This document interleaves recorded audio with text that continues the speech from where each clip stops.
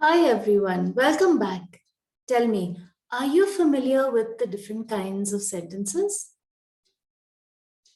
Well, I will ask you two questions and let's see if you can get them right. Here's my first question. Suppose I say, I like chocolates. What kind of a sentence would that be? And suppose I say, why are you crying? What kind of sentence would that be? Are you sure of your answers? Or are you confused? Well, if you are confused, then I urge you to watch this video because I will explain the four main types of sentences to you and I'll give you examples and we will have an exercise to do as well. At the end of this video, I assure you that you will not be confused with identifying the different types of sentences ever again. Are you ready to begin? Let's start. So here you see the four main types of sentences, and they are declarative sentences, imperative sentences, interrogative sentences, and exclamatory sentences. Now, most of my students have a problem identifying the first two.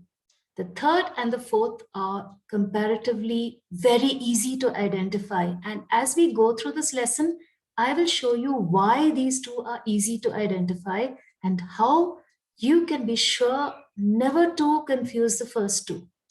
Are you ready? Let's start with the first one. The first is declarative sentences. A declarative sentence is a kind of declaration. You are stating something. It states something. It expresses an opinion. It tells you something. For example, my friend is a good singer. You are making a declaration. You're telling people something. So that is why it is a declarative sentence.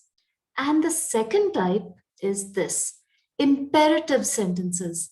An imperative sentence is one in which you make a request or give a command. For example, please close the window.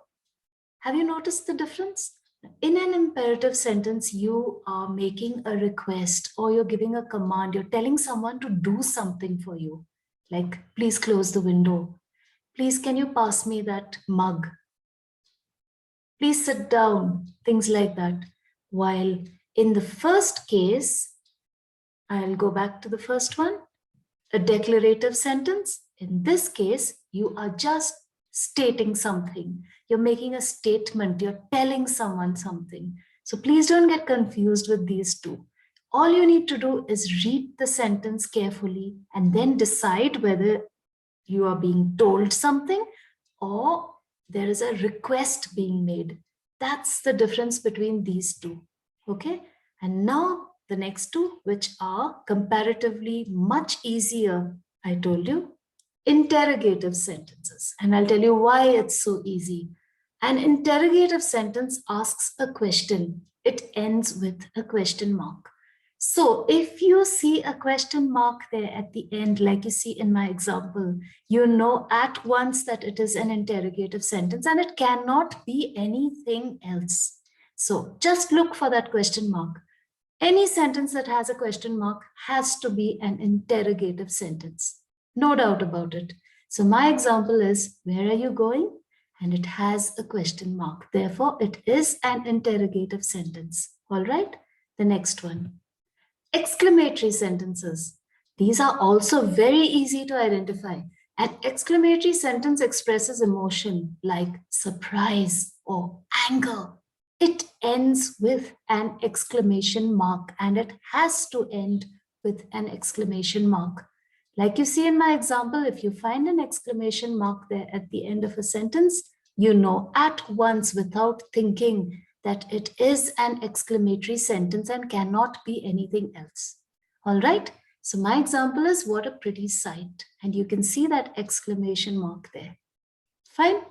Now that I've done all four main types of sentences, let's go ahead with a little exercise. Identify the sentences and let's see if you can get them all right. I have 10 for you to do. Ready? Steady? Go. Please clean your room before we leave for school. Think. First of all, check if there is a question mark or an exclamation mark. Neither of these, right? Now you're left with two options. It has to be either a declarative sentence or an imperative sentence. I told you what the difference is between these two. One declares something and one makes a request. Now, what do you think this is? Is it declaring something or is it making a request? And let's see if you got the answer right. It's an imperative sentence because there's a request being made. Please clean your room before we leave for school. Got it? So if you see a request or command being made, it has to be an imperative sentence. The next one. May I please have an ice cream sundae after dinner? Now you can see something at the end of the sentence and that makes it very easy for you. So what is it? Let's see if you got it right. It is definitely an interrogative sentence because it has a question mark at the end. But it can also be an imperative sentence because if you read through it, you can see that it is making a request. Someone's making a request there. May I please have an ice cream sundae after dinner? So while it is a question, it is also a request. Okay, I hope that's clear. We won the candle selling contest. You can see something at the end of the sentence and that makes it really easy to identify. So what kind of sentence is this one? Exclamatory sentence, right? Because it's got an exclamation mark at the end. The next one. This book about the gold rush is my favorite one to read. Now, it doesn't have a question mark and it doesn't have an exclamation mark. Okay, so those two are out. It has to be either a declarative sentence or an imperative sentence. So, is the sentence making a statement? Is it declaring something? Or is it making a request? Is someone requesting someone to do something? What's your answer? It's a declarative sentence because there is no request here. It's a statement. It's stating something. Okay? The next one. Why did the television program end so early? Easy one, isn't it? Because you can see what's at the end of the sentence. So what is it? An interrogative sentence. The next one. Stop! The sink is starting to overflow. What's this? Another very easy one because you can see what's at the end of it. You have to get this right. Exclamatory sentence. All right, the next one. Turn the light off and go to bed. Think. Now it is neither an exclamatory sentence nor an interrogative sentence. It is either of the first two. It is either a declarative sentence or it is an imperative sentence. Now you need to think whether someone's stating something or someone's requesting something. And then you will know exactly what kind of sentence it is. So what's your answer? Is that a statement or is that a request? The answer is imperative sentence because it is very much a request.